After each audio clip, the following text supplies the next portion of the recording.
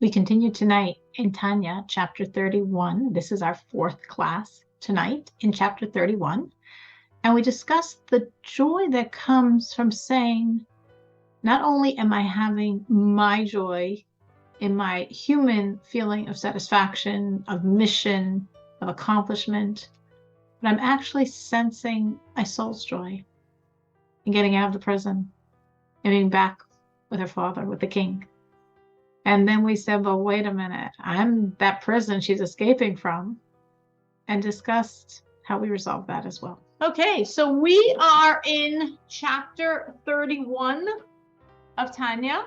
And as we said already several times, as we review from the beginning to understand what's happening, we are looking at a person who had this stone-like, apathetic, unfeeling, don't care heart situation. Not like, oh wow, that sounds so strange. I don't know that ever happens to people. Of course not. We definitely know what happens to people. These two spiritual illnesses that the Rebbe is focusing on, a lot of 3 chapters on don't be sad, 3+ chapters on don't be apathetic, is because these are critical spiritual illnesses.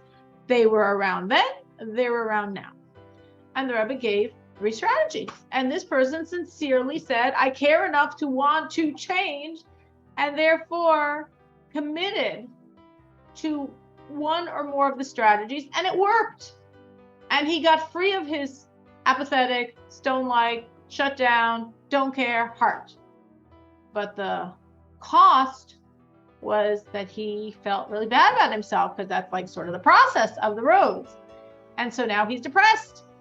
And this chapter, we said, is getting him out of it. So first the Rebbe says, you're not even depressed anymore, because that's like total evil land. You've moved that to what we call Marirus, this godly but not great space to be in, energized bitterness. It's harsh, it's not happy, but it's not sad, because that for sure you're out of. That was like really bad. But we want you to move out of that, and we want to move you to joy. And that's what we started discussing last class, joy. And we gave last class the first thought that the person is thinking to attain joy. So all of the tools of the Alter Rebbe here this is Chabad Hasidus. Chabad means the intellect. So this is thinking different thoughts in your mind, and thinking it and thinking it and thinking it, chewing, digesting, chewing it again and chewing it again, until like you integrate it, until it clicks. So it could be you hear it, at night, and all right, I don't know why that would bring anyone joy. But then we have to think it over, and we have to think it over, and we have to think it over to see how we can actually, through this thought, move to a space of joy. I would think, so the first thought that we discussed to bring joy, the first one was to say, it's true. I'm really messed up. I'm far from Hashem. I'm far from God. I got a lot of issues. I got a lot of problems, so to speak. I'm not so holy by a long shot. But guess what? That's just all the body stuff, the animal soul stuff, the evil inclination stuff. That's not me. My energy is being a piece of God. That's what I am. I'm a soul. And if it's true that my body and all that body stuff is as flawed as I'm thinking, it just means I have more of a mandate, more of a mission to free my soul. And I can free my soul. And every time I do anything God wants, for the moments I'm doing it, my soul is free. She's back. She's back, like the Alter Rebbe says, to the house of her father in her youth. She's back to before she came into this world, into this body. And actually, the last words we read, she even goes higher than that. She goes to the source of all the worlds through these efforts of serving God. She's in a really good space. So if I really buy, so to speak, how bad I am, perhaps, I can also really appreciate that every time I'm serving God, she's good. Every time I'm serving God, she's happy. She's ecstatic.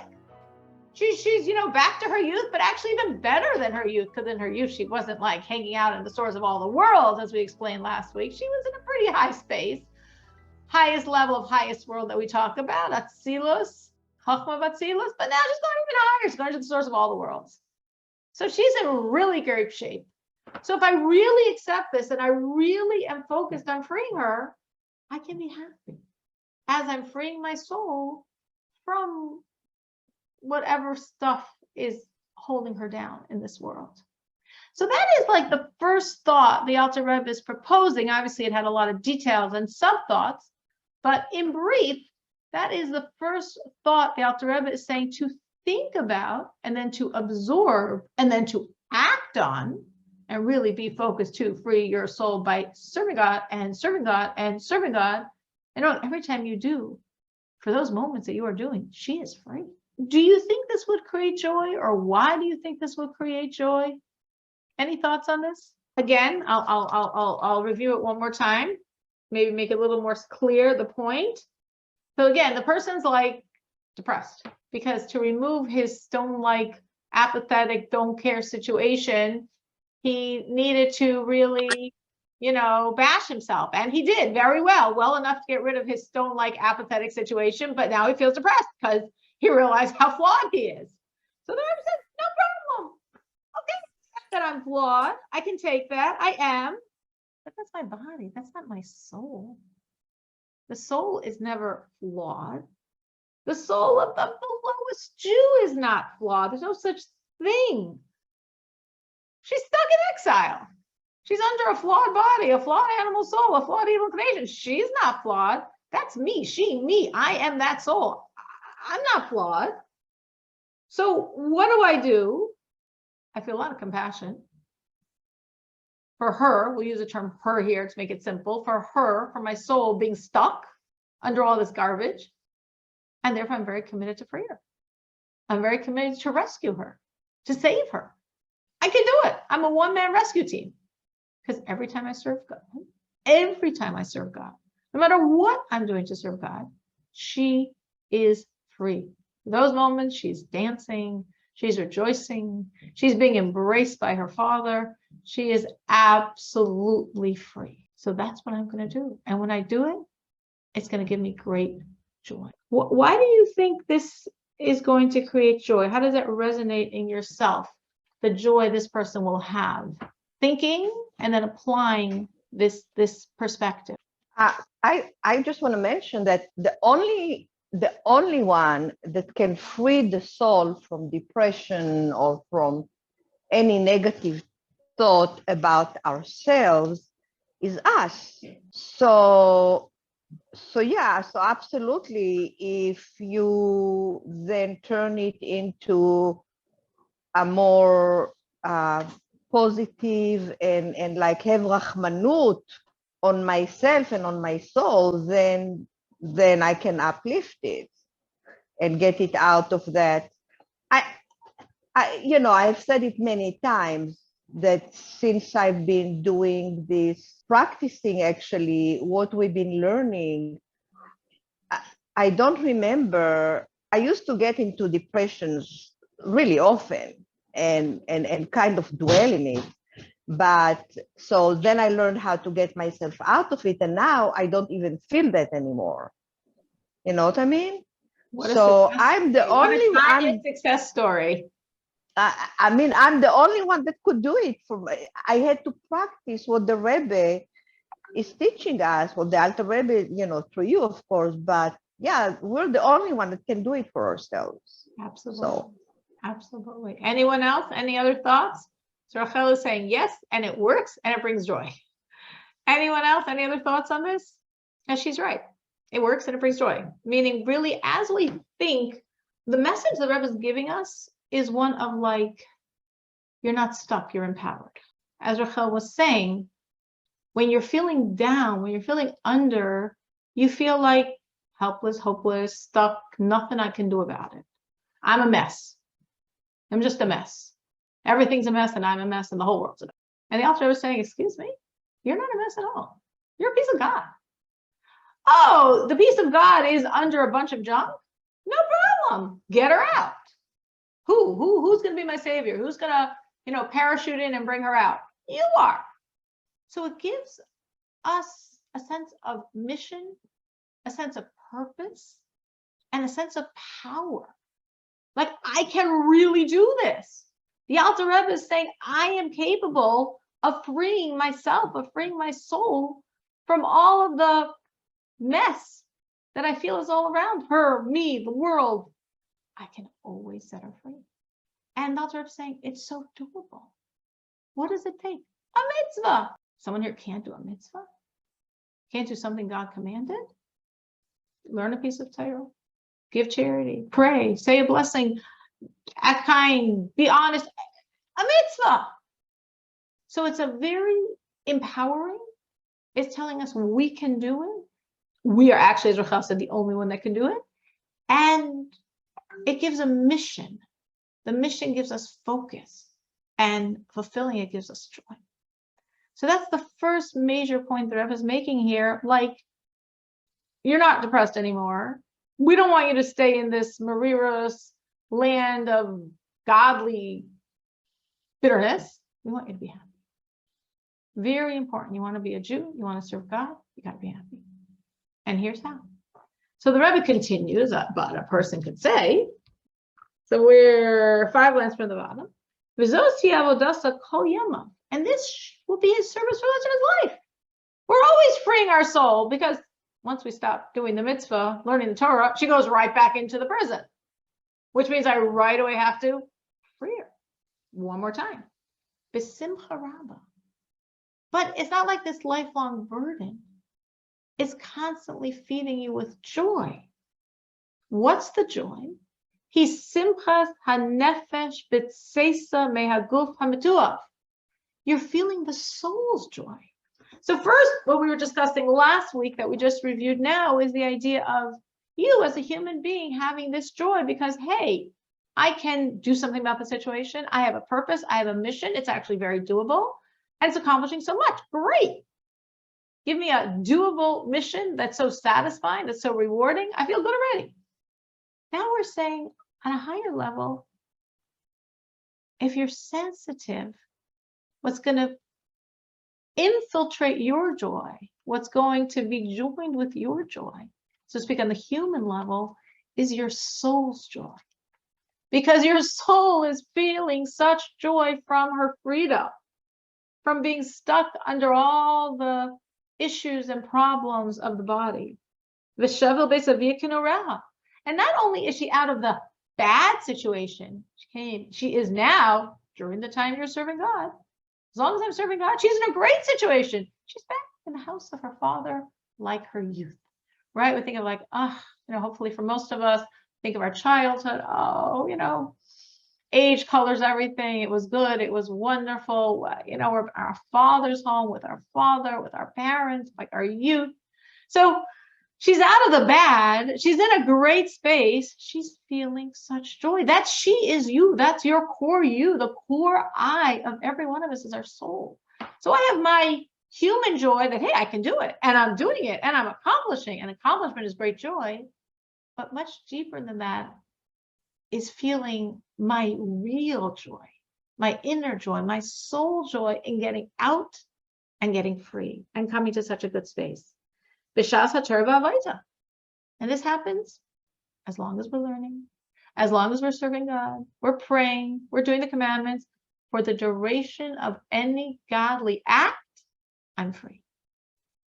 Like the saying of the sages, our sages say you should be all your days in tshuva. You should always be doing tshuva. Now, tshuva classically means repenting. So to say I'm always repenting is like, well, am I assuming I'm always going to be sinning? I'm always repenting? But there's a deeper understanding here. Tshuva means literally returning, going back home, going back to her youth, going back to her parents like her youth. You could always be returning because, again, each time you stop, she's back. And then she gets returned. And then she's back. And then she gets returned. So our entire life could be dedicated to freeing, to liberating ourselves, our core, getting us out of the garbage and putting us in such a great space. And there is no greater joy when the soul escapes the imprisonment of exile, of captivity. Kimashal, like a parable. Now the Rebbe sets up a metaphor for us to really get this. Ben Melach. So imagine a prince, very refined, very genteel, very delicate, used to being treated with very, very nice kid gloves. Shahaya B'Shivya. Well, now that prince is in prison, captivity. V'toichem b'veis ha'asurim. He's chained. He's grinding the millstones. He's enslaved. He's laboring. He's a prince. He's not used to any of this. So it's even harder for him. Umenuvo ba'ashpa. And now he's filthy with all the garbage, with all the rats, with whatever's in this prison, in this cellar, in this dungeon. That is, so to speak, what our soul feels sometimes.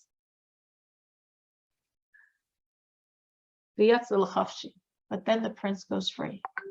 He's escaped. He got out. And just get out of the prison.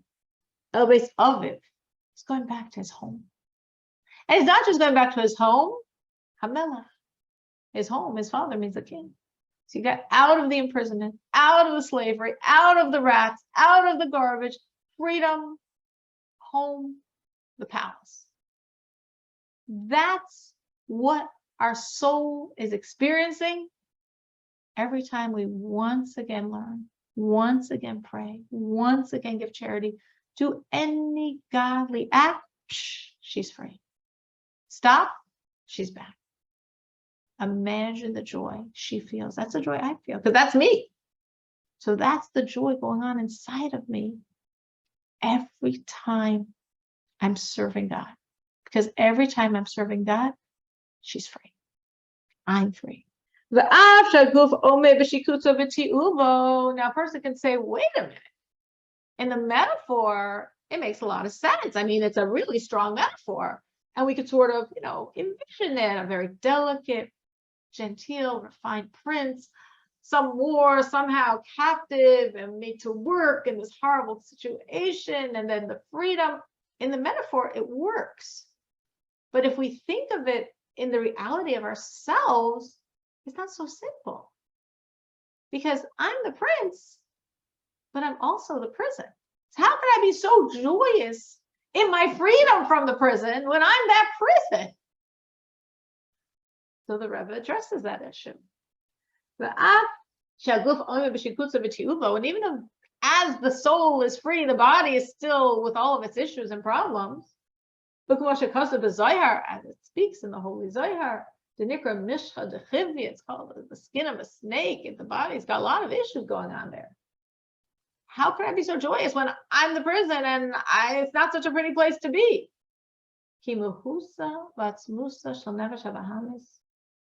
The essence of the animal soul, it didn't become godly. It's still an animal. It's not comprised of holiness, like in the tzaddik situation. Nevertheless, how do I stay joyous with the freed prince when I'm the prison also, and that prison's not a pretty place? This is what you have to think. Tiyaker nafsho be'enav. You have to prioritize. You have to make your soul so real, so precious in your eyes. You have to think and think that it becomes what it really is, reality, not words. And the soul is so precious to you. Lismaya v'simchasa, to rejoice in her joy, more than the pain of the body that's lowly and not in such a great state. Not to confuse, not to join together simchas hanefesh be'itzvon haguf, the joy of the soul with the pain of the body. So the Rebbe is saying, I understand your problem. I understand how this might seem like, what do you mean? I'm the prison. That's not a good space to be in. I'm going to be so happy. But the Rebbe is basically saying, disassociate. Separate yourself. Disassociate. You focus on what your true reality is, your soul. That is what you are. And that's what you are. And then there's the body, the appendage. Disassociate the soul from the body. Be happy in the joy of the soul. Don't let the imperfections of the body pull you down.